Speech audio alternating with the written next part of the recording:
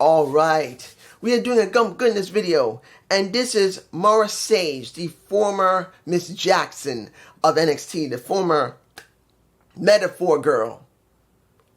I gotta do it. After after she released on Instagram her wearing a white top, looking like she's from Flashdance, wiggling her ass, wiggling her tits. And since her debut, I haven't really heard that people are not fond of her. Look, I'm going to be 100% objective, taking away how sexy she is.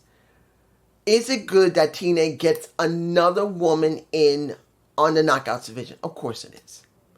But I made it very clear when we got the extra people like Indy Hartwell, we got now Hudson, we got Gray, we got Crawfield, and more than another couple of people, including Tessa Blanchard herself.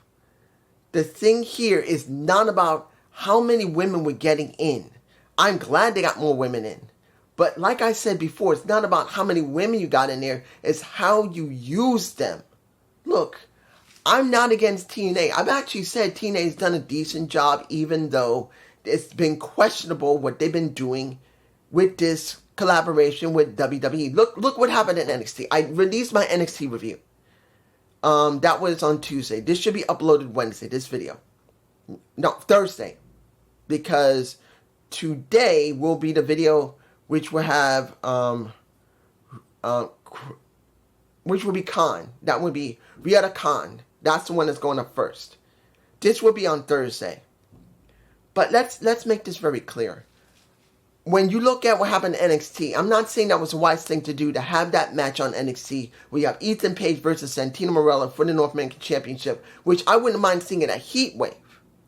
But a regular NXT episode, I expected him to lose. And I said this during Slammiversary. I did not expect Trick to job here.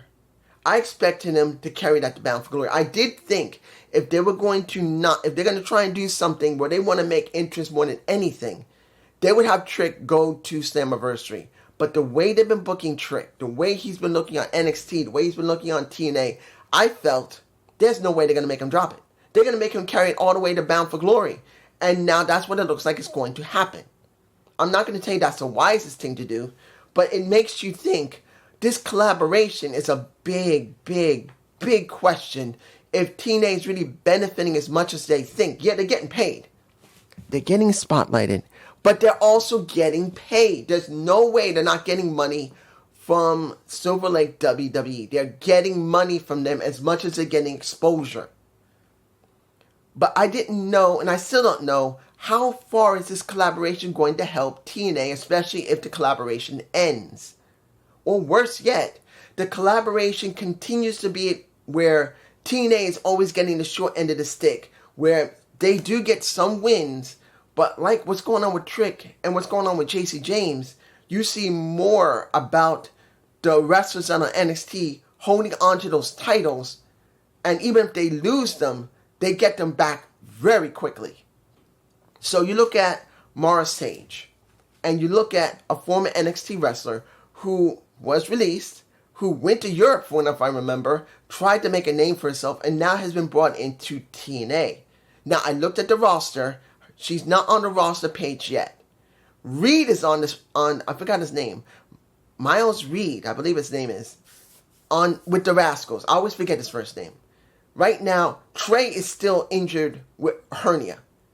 And Reed, who has been on the Automata, now just appears on the main roster, which they brought him in. I think it's temporary. I don't think he has a full contract, at least not yet. He might. He used to work in MLW. He still may work with MLW, but he is on the main roster page. Now, Sage is not there. Miss Jackson, she ain't there yet. She's not on the main page.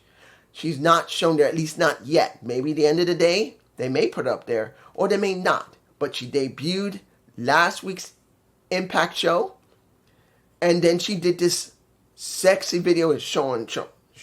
Let's make it very clear. Miss Former Jackson, she's sexy. She got a body that every man wants to marry so they can fuck it. Not being disrespectful, But that's how it is. She's a gorgeous woman. She's not dumb. I can tell that because she did a piece with the chiropractor. I can't Hightower. If you've never seen chiropractors with Hightower, I can't remember his first name. You got to watch it because she did talk, and she's an intelligent woman. I will take nothing from her.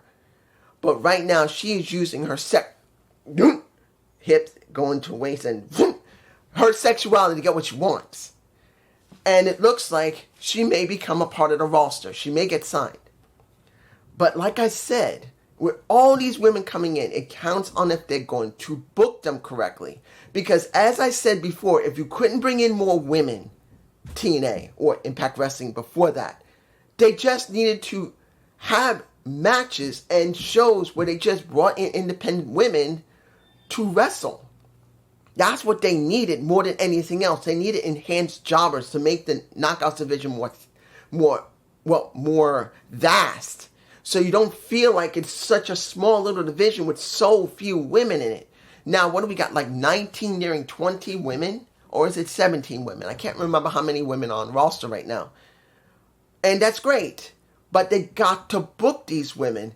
And Mara Sade is going to be a big question. Like Leah Ling Lee, if I'm pronouncing her name right, and Mara Jackson. No, now I'm getting Mara Sade and Jackson mixed up. Look, let's make it very clear. We have no idea how they're going to book all these women. I am hoping they can book these women because the more women they bring in is great for the Knockouts division, but it counts if they can book them. And like I said, it makes no difference what they did before. Yes, they're going to mention Mara Sade as Miss Jackson when she used to be a part of NXT for 3 years? Easily 4?